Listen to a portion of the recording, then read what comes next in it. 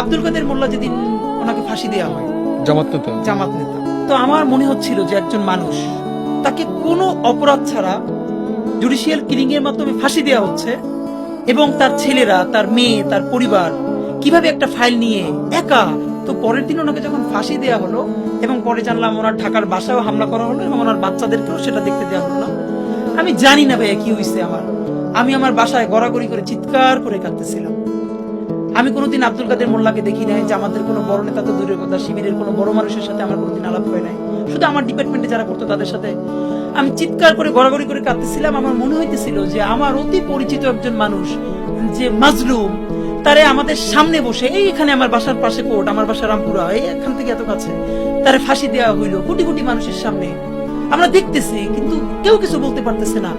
আমি এটা নিতে না পারি, আমার মনে আছে আমি গড়াগড়ি করে শব্দ করে কাঁদতেছিলাম। কিন্তু ভয়াবহ অভিজ্ঞতা হলো, আমার বোনও তখন কাঁদতেছিল, কিন্তু সে এসে আমার মুখ চেপে ধরছে। আমার বোন মুখ চেপে ধরে আমার বলতেছে, সেও কাঁদতেছে নীরবে, যে জোরে চিৎকার করে কাঁদা যাবে না, কারণ আমার বাসার পাশের ফ্ল্যাটে যদি কেউ চিৎকার করে কান্না শোনে, তারা বুঝে ফেলবে যে এই বাসায় মনে হয় শিবিরের কেউ আছে, তখন আমাদের বাসা ছাড়তে হবে, অথবা এই বাসায় আমরা থাকতে